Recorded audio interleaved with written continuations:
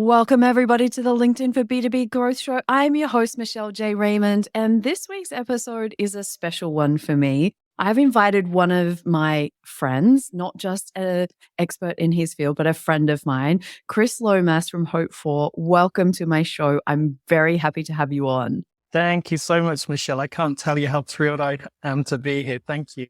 Now, I'm going to place bets which one of us will cry first, because every time you and I have a conversation, we end up in tears because we are two parts of one whole some days.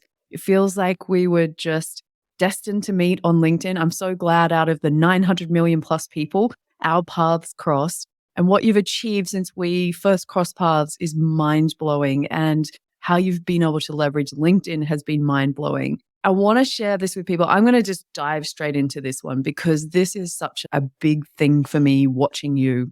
I know in your mind, it's not probably that big a deal, but it has just been so inspiring from the other side of the world. So first of all, talk me through how you've been able to leverage LinkedIn to have a bigger impact in your charity work. Tell us what you've been up to in your part of the world.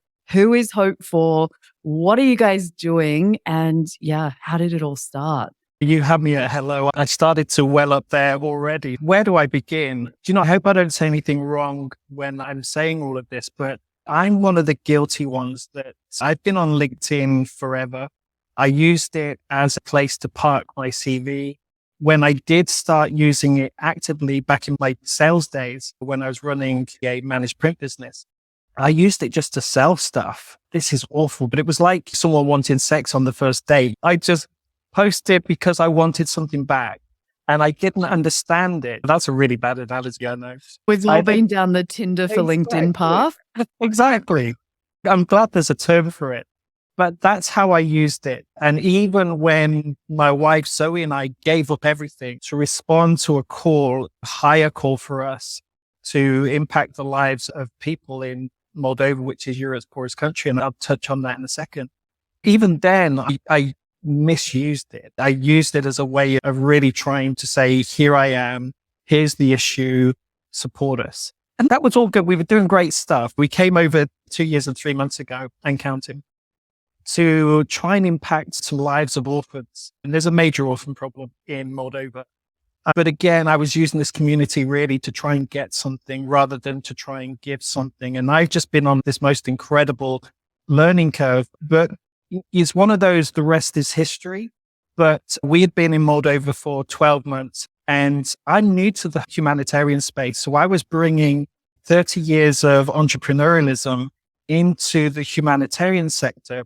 And yes, I suffer imposter syndrome because I feel like, who am I? This morning, by the way, I'd love to say, Michelle, that I dressed up for this podcast, but honestly, I'd prefer to have had this in my red jacket and all the branding all over the place. But last night we had a call from the Prime Minister's office. The Chief of Staff wanted to see us this morning. And I was panicking because do you tell the Chief of Staff, no, I've got a podcast to do? Yes, you do. A future reference. But I chose more to say, okay, we'll come, but we've got to leave by. And then I was doing the calculations. Can I get across the city back to my office and then sit down in front of the beautiful Michelle J. Raymond? But that's why I'm dressed. So we had this incredible meeting with the Chief of Staff, and which precedes a meeting in 2 weeks with the Prime Minister. And the reason I mention all of that is it's because of LinkedIn. It's because of this community.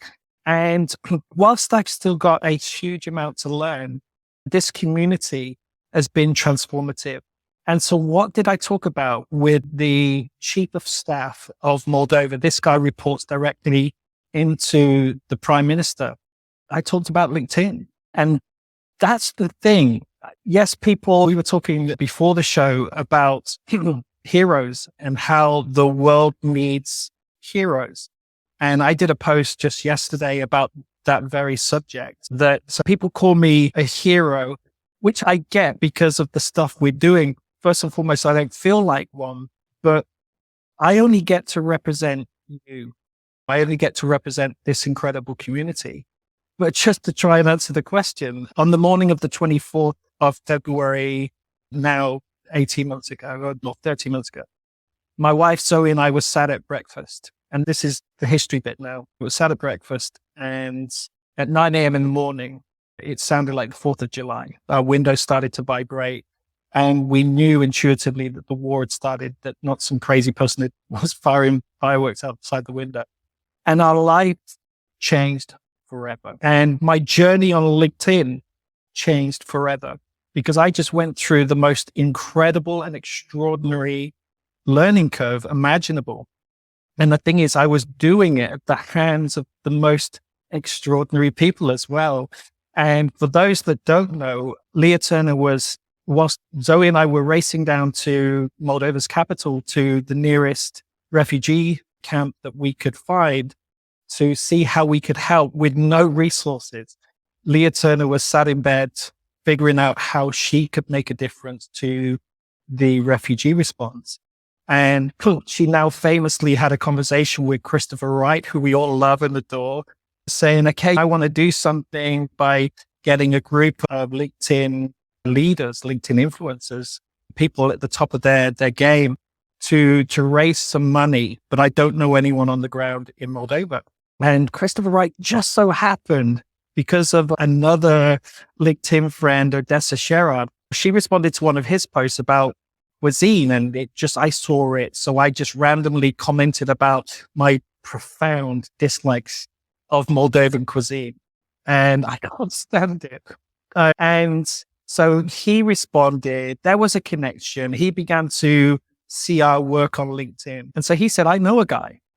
And so next call I got was from this woman called Leah Turner. And she said, hey, I'm going to raise some money. I've got some brilliant people like Michelle J. Raymond and Richard Vanderblom. Yeah, that's it. Faces, I'm great with Michelle. Names, I'm awful. But all those great guys. And we think we may raise a few thousand, maybe. And who would have thought, right? And I got to sit in that. Like I've said to you before, I felt like I'd snuck into the wrong room.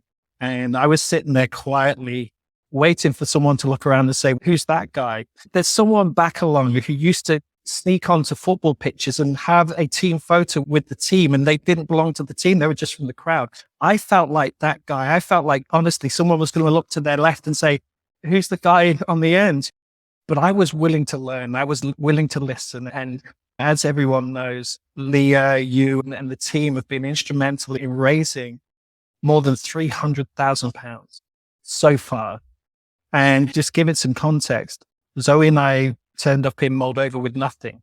We literally left nothing. Our business had been negatively impacted by COVID. We saw a need, we responded, but we left without a penny. And we just had enough money to get some furniture shipped over the 1,700 miles from Moldova. We had a house to stay in.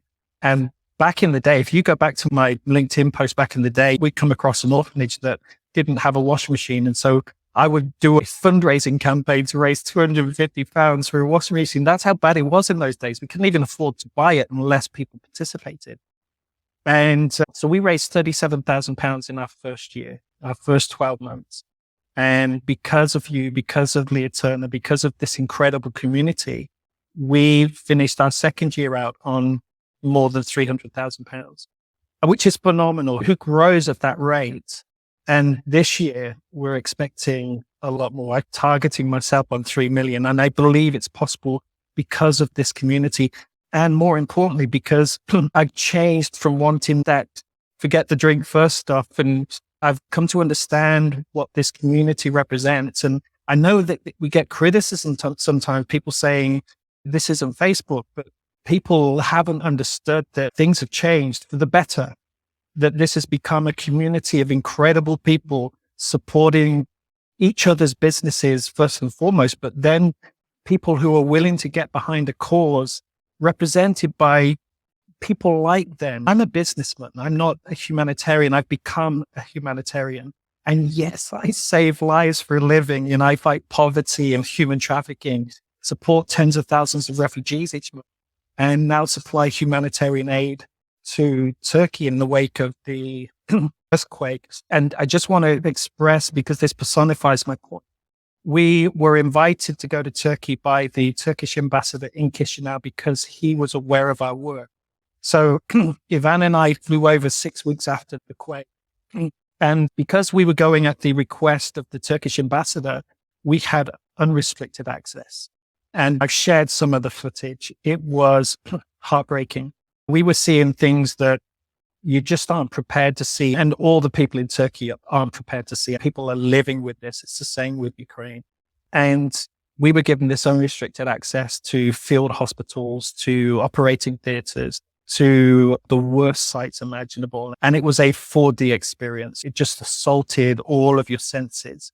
You could smell, quite literally, without being too graphic, you could smell death in the air. And we had a meeting with the leader of AFAD, who are the designated national NGO on the ground. And there's me, there's Ivan, and we'd invited a doctor from the US to accompany us who wants to do some work in Turkey as well.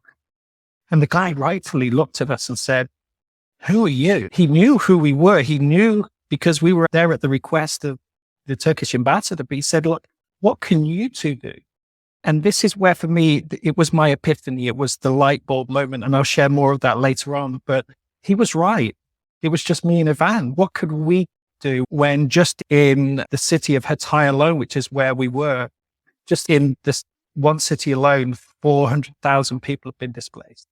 Because if your building hadn't fallen down, it was uninhabitable. And it's just shocking. And I said, but it's not just me. It's not just me. I represent 900 million people who are poised to help you. That's what I represent. And something clicked, and I'll tell you more about it later, but something clicked because this is what we are creating. This is the opportunity. And this is why now LinkedIn has become singularly the most important community in my world. Wow, it's crazy. So I'm going to rewind the clock to about just over 12 months. I think it was when you and I first met. So Leah's at home. She has this, I've got to go and do something. She'd watched the news like many of us had and was moved to actually do something that would make an impact to the people of Ukraine around those areas. And I remember it was like Saturday night, my time, and I saw a post, "I'm going to do this. Who wants to help?" And I was like, I didn't even really know Leah, to be honest, at that stage. Of course, I knew who she was, but we weren't close or friends or anything like that. And I said, "You know what? If you want someone to talk about company pages, I'll volunteer my time, no problems." Didn't expect to hear anything, but of course, she reached out straight away and she's like, "I'd love that." Now, what people don't know is in the background, because it's often people see what happens in our posts and things like that. But we were having conversations going, wouldn't it be amazing if we raised £1,000? And then it was, imagine if we got to 2,000. And there's no way I can absolutely hand on heart say that either of us ever expected that this thing would grow so many legs and end up at the numbers you're talking about, 300,000, 3 million, which I am absolutely confident you will reach and achieve that. And it was just one of those ways that it was moving for me because I got to see the impact of creating a community on LinkedIn. That's what that was for me, about everybody coming together with a common cause for things that don't impact me locally directly. I didn't even know where Moldova was until I met you. I didn't even know it was a country. I had to Google it. That's how far removed it was from my world. But I'm not lying about that. To see everybody come together was just so moving and so inspiring. And I think that changed me just as much from that effect. Now, there's been so many things, but what is, if you had to pick one thing in amongst all the crazy last 12 months that you've had on LinkedIn, what do you think has been the most surprising thing that's happened to you because of LinkedIn? It's such an easy one to answer. Honestly, before Leah Turner and you guys stepped up, who was Chris Lomas? Honestly. And we talked about imposter syndrome, and Sarah Farmer's helping me through that particular journey as well. We talk a lot about personal brand on LinkedIn. Hope4 is an incredible brand. It's an incredible, our logo, everything. It really represents something that is greater than me alone. But I've had this awkward journey and realization about the value of personal brand as well. And I'm the one that least believes in that stuff. It's been an awkward journey, but I've understood that this is a community that dare I say, demands trust and relies on trust. And trust is built through personality. Trust is built through people. You can have brand departments that will create brand trust, but it can be paper thin in terms of, is that empathy extending to the boardroom? And does this make sense? So for me, I've had to understand that I'm the face of Hope4. And what sets me apart from perhaps CEOs who run other charities, this isn't a job to me. It's a way of life. I know we're going to talk about this a little bit later, but when someone invests in Hope4, they're investing in something more than numbers and more than titles and more than anything else. I addressed a charity event in London, which actually Leah Turner and a few guys and Christopher Wright supported me in. And I addressed this. It was a charity launch for some incredible guys out of California. And I had to give I think it was about 10 minutes speech. And I did one of the videos in the background, Chris Lomas here from Hope4. And I'd been prompted that there was about 20 Ukrainian refugees in the audience. And this was right in the thick of things. And there was a guy called Neil, a friend of ours who's come over a few times, and he was sat with Leah. And I asked them all to stand up in what was an intensely emotional moment. The lights were down. There was this hush across the room. And I said to them, my name is Chris Lomas from Hope4, and I will die for you. And it's funny because Neil jumped up and said, he will. Because Neil had been across the border with us when we were delivering humanitarian aid across behind enemy lines at great risk, bombs going off, drones being shot out the air. And this is the difference. This is the difference. And I get passionate because this is not a job to me. I don't even earn a salary. Zoe and I refuse to take any money because we want to take what you give us and deploy it straight away. And we've become something. And it's programs like this that help me to communicate that, because sometimes people just scroll and think, oh, Lomas is after money again, and just scroll again. But what is unique is that we connect people directly with their own impact. You give me it in this hand, I'm deploying it in that hand. And so the surprise has been that people like me. That's a surprise to me anyway, but the surprise has been, okay, people care, and this is the thing, this community, yeah, there's some bizarre people, but mainly this community is made up of philanthropic people who care about something, but they require a champion as much as the people we serve. And this is occurring to me right now. The world needs a champion. And I'm an unlikely hero. I don't even call myself a hero, but the world needs a champion. And honestly, if the world distrusts big corporate charities, if the world has lost faith in CEOs who just consume more than they deploy, then I'll be your champion. I'll be the guy who will lay his life down. I've given up everything anyway. My children are back in the UK. They're in university. We miss them. I miss them. They miss me. But I will, and they know this, I will lay my life down for the very people that you've charged me to serve and support. But we do it together. Together, we are hopeful. You absolutely are. And you are our hero, my friend. Like, I'm crying. I knew I would. I couldn't have a conversation with you because I wish you could see yourself through our eyes as a community, who you are for all of us and who you are for those people that you serve. It is inspiring. You give me an outlet and a way that I can help people that I don't even know exist. And just living through your photos, your videos, like, they have an impact. And I just love that it is genuine, it's authentic, there's nothing manufactured. All of those kind of words that we use on LinkedIn to describe personal brands, like, it's not something you build, you just are. And I think you've been able to build something that has just been incredible. And I've watched you grow over time. And I will one day stamp out this imposter out of you if it's the last thing that I do. I will do it from this side of the world. I will find a way, don't you worry. But it's just been mind blowing to see that, whether it's the cost of a coffee, and I'm going to keep putting up the donation link. And I hope anyone that takes value out of this podcast episode, whether you're watching live today, appreciate that, or whether you're listening to the podcast later on, the cost of a coffee in a country like Moldova makes a huge difference. Do not think that $5 here or there is not going to be something that Chris Lomas can turn into magic and make a difference to people's lives. I've watched him do it over and over. And obviously Zoe and the whole team of Hope4, the work it's just mind blowing. And so I don't want to talk about me. I do want to keep talking about you because I think the journey's just been so powerful. I think we've seen it start off as you shared.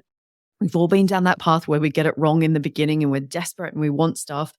But I've watched you change over the 12 months. But for anyone out there that's in a position where maybe it's fundraising, not for profit, charity, a cause that's important to them, it's a pretty broad spectrum. What do you wish you knew in the beginning that you know now? Storytelling. Honestly, and we've all grown up watching charities do what they do. And in the main, it's incredible. I have an issue where charities are consuming 80% and only deploying 20%. That exists. That's a reality. And we're destroying that business model, that concept. But because I'd grown up watching, you'd have your dinner and you'd see some precious child that hasn't eaten for weeks, that its stomach is distended, and you're just about to eat your dinner and they're asking for money. What I've realized, and this has been as a result of incredible people around us as well, is that stuff appeals to people's sense of guilt. It doesn't appeal to people's loyalty. It doesn't appeal to people's love. And there was a precious girl in Dubai, and my sister in America did the same thing. They would say, stop making us feel guilty, because people will support you because they love you. People will support because they believe in you. People are not going to support you. You may get a few dollars out of people, but people are not going to support you because you make them feel guilty. But I'm not being critical of myself, because that's what we've all grown up with. That's what these big charities who spend literally tens, hundreds of millions of pounds on fundraising do. But those days are gone, and I had to learn very, very quickly. And did you know, I talk about LinkedIn all the time. I'm going into Transnistria next week to deliver a talk to a room full of female entrepreneurs. And I'm going to be talking about LinkedIn. I'm going to be talking about how if you're not a part of this incredible community, then you are hindering your growth. And so I just had to learn that you wouldn't go into a meeting and walk around the room and make everyone feel guilty and then leave, because they'll be glad you left. I've had to understand that you go in and you just start to take an interest in them, and you start to learn about their life and what inspires them. And then inevitably they're going to ask you about your life and about what inspires you and about what you do for a living. And when you create that relationship, which isn't done on the first day, maybe achieved on the second, third, fourth time, but you create this trust and this empathy. And I've had to learn that. I've had to learn that community is what will drive our growth, and which means that together we are impacting more lives than they could ever imagine. Yeah, I've watched you change over that time. As I said, I always watch your content, and whether I am near or far in your mind, I'm always watching, keeping an eye on what's going on. But it's been interesting that if I was to reflect on your content back at the beginning, let's be clear, there was a war that I don't think anyone ever thought would still be going. But, your content was heavily around what's going on in the war. But then over time, I saw that compassion and empathy and all of your superhero powers that come out. Yeah, Clark Kent to Superman. The focus shifted to the human stories, because you could then see what you give directly impacts a family that's just like you, me, people that are listening. It's their stories, their families. We just happen to win the lottery and get born in the right place in the world and happen to be living in some amazing countries. So it's been really interesting to watch how you've used the power of video. I think that's just been really powerful to see the reality of the situation. This isn't something that you're making up as an ad. And I think that is something that also resonates. It is just unfiltered. Here's how it is. This is what I'm trying to do. Please help me. And I think that's why there's been such an outpouring of love and support for you ongoing, like you said, because we do it because we want to be a part of something that makes a difference. And it's just been super, super cool to watch this. Now, let's flip it to the other side, because I have lots of B2B marketers that listen to the show, business owners, and LinkedIn enthusiasts in general. But I want to flip this to the other side. If you were talking to corporates out there, what's the benefits for them on LinkedIn or just in general, teaming up for not-for-profits like yourself? How does that come together? And what have you seen? Maybe you've got an example of a partnership that has benefited both sides. Because let's be clear, the way that the world works, if it doesn't work for corporate life, it's hard to get that ongoing traction. But I know you and Bid Foods, that's probably one that stands out, a brand that, has become top of my mind since all of the work that they have helped support you. But what would you say to corporates out there that are listening that might be looking for a way to spend their charity budgets? Hello, Chris Lomas, Hope4, send it there. What would you say to them? Do you know what? Community is everything. I just want to pause for a second and just talk about my team, because behind Chris Lomas is the most extraordinary people. And this leads on to everything else. My beautiful wife, Zoe, the most incredible human being in the world. Forgive me. She is just extraordinary. She's precious. But then Ivan is my right-hand man. And Ivan feels awkward when I'm praising him so much. It's because we live in a culture where people want to pick out the bad things all the time. And he's a giant in Hope4. And I always say he runs it. I just do this stuff. And Natalia Postolaki, programs manager, we have a great team, but then it's everyone else that just starts to add the sparkle. So to answer your question, I have to talk about two: Bid Food and Oakland International. This has just been the most extraordinary partnership imaginable. Oakland International pay for our warehouse. There is a deeper strategy that we're working on, because Oakland International are a £13 million privately owned food distribution business in the UK who have the most incredible philanthropic attitude imaginable without anything to gain. Their CEO flew over and we just formed a relationship. Like everyone else, he was watching what we were doing, but he was watching with a particular understanding and a particular strategy in play.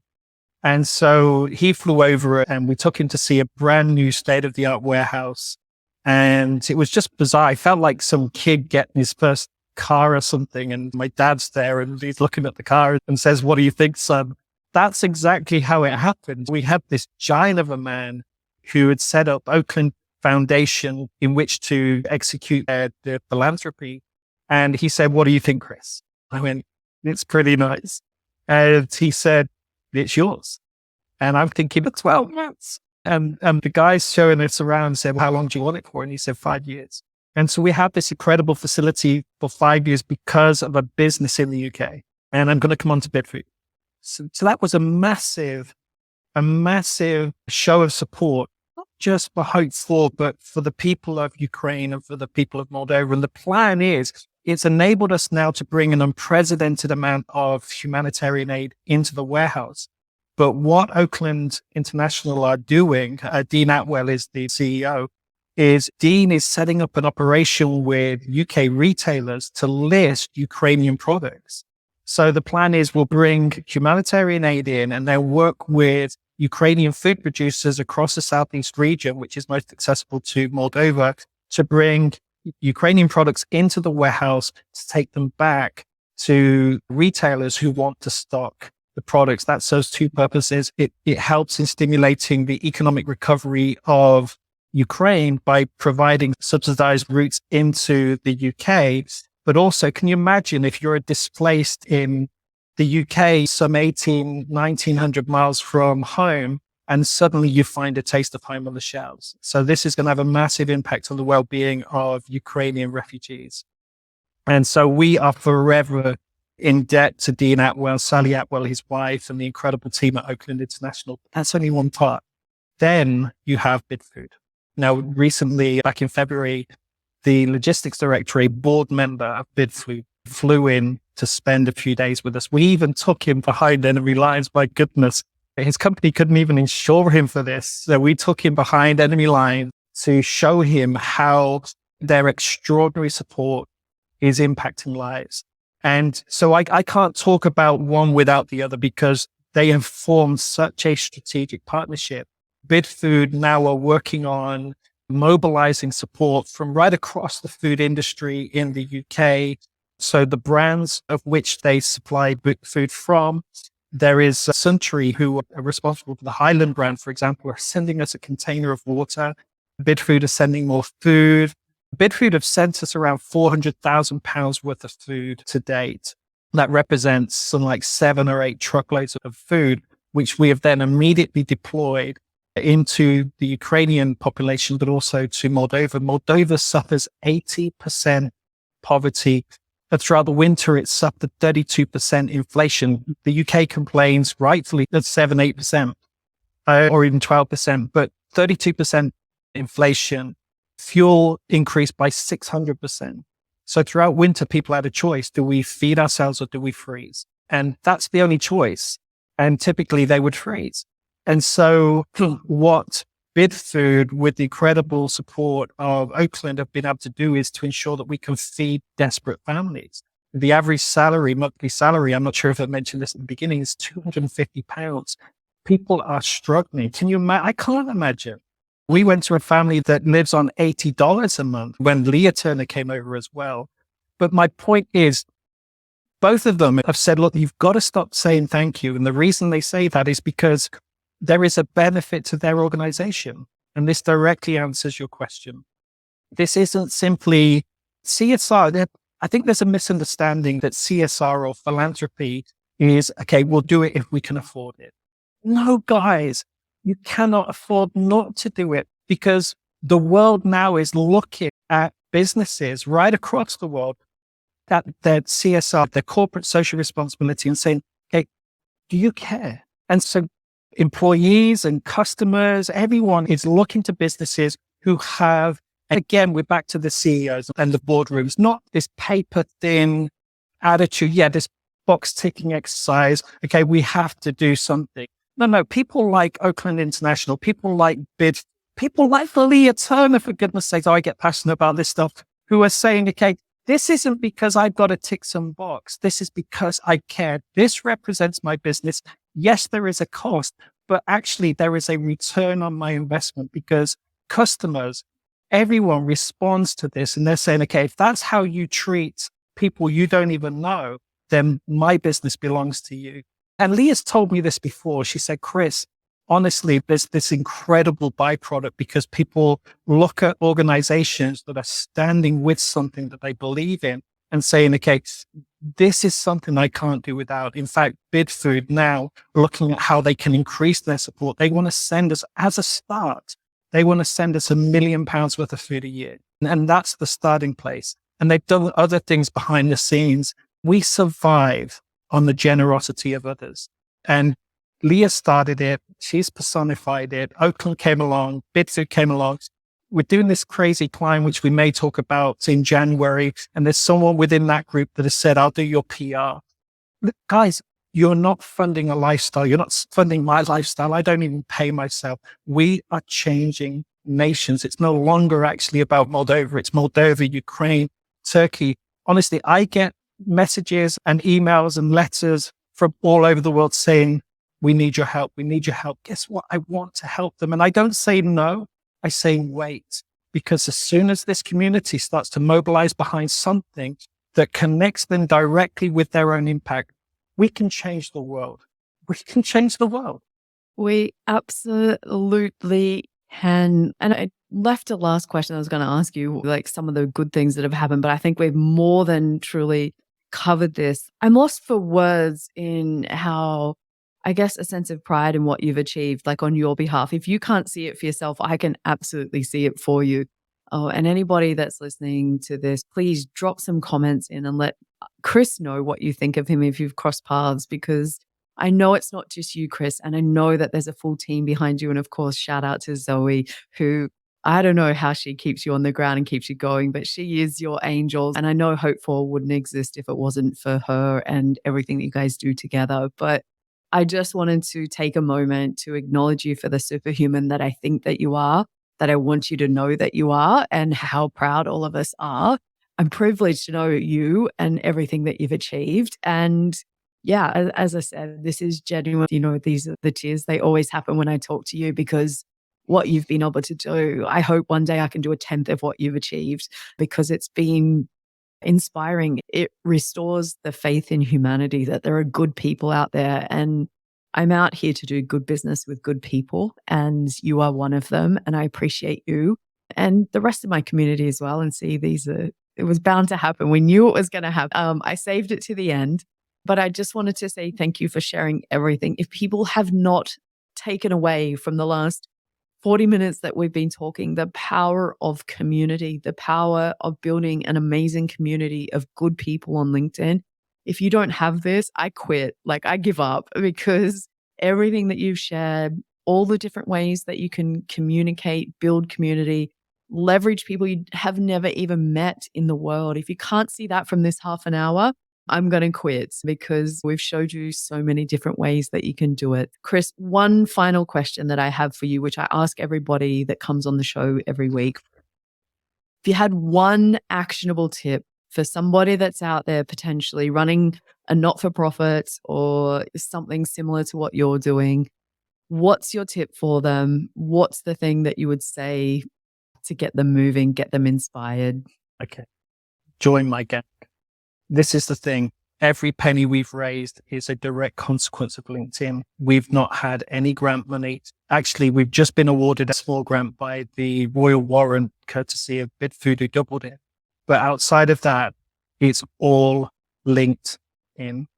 I work with I won't mention them on this call, but I work with a major charity, £9 million charity that operates on all 4 continents. And I asked them recently, what's your LinkedIn strategy? And they didn't have one. And for me now, LinkedIn is my primary. It might as well be my only, because I haven't even talked about Hope4 Hub, which will formalize what has happened organically, what has happened naturally. So look out for Hope4 Hub, because Hope4 Hub will create the world's first charity ecosystem where businesses right across the world become part of this incredible solution. And here's the teaser. LinkedIn, I will become your biggest customer, your biggest paying customer as a result of Hope4 Hub. That's all I'm going to say for right now. And it works. It will be incredible. So to all the nonprofits out there, seriously, if you haven't got a LinkedIn strategy, I know someone that can talk to you. It's going to be Michelle J. Raymond. Do you know what you've said, Michelle? 900 million people on LinkedIn, only about 68 million company pages. There's more than 68 million companies on LinkedIn. Why haven't they got pages? Why are they communicating with their customers? And if that's you, speak to this person here, because she will show you the value of having a company page on LinkedIn. The thing that brings this together for me is LinkedIn is 65% roughly 25 to 34-year-olds, the Gen Z millennials at that end of town. They're the majority of the platform, and they work for businesses that align with their purposes and their values. And so there's a vested interest. There is an upside for businesses to do this, both sides. And I think if you're sitting there listening and going, I'd love to take an action, I'd love to help out, I don't know what to do, which is very common, then it's easy. Just go to the website for Hope4, make a donation, big, small. Chris, honestly, will turn it into things that you have no idea the difference that it will make for people that are out there just living lives that we can't even fathom in most countries in this world. Chris, I love you. I appreciate you. And thank you for taking time out of saving the world to come on the show. I'm just grateful that we were able to have this chat. Me too. Thank you so much, Michelle. And on that note, I'm going to round up the show. Thank you, everybody, for listening. The details for donating to Hope4 will be in the show notes. They'll be everywhere. Please do me a favor. If you enjoy this podcast, I would love nothing more that if you could make that donation and really help Chris and the team out. Cheers, everyone. Thanks.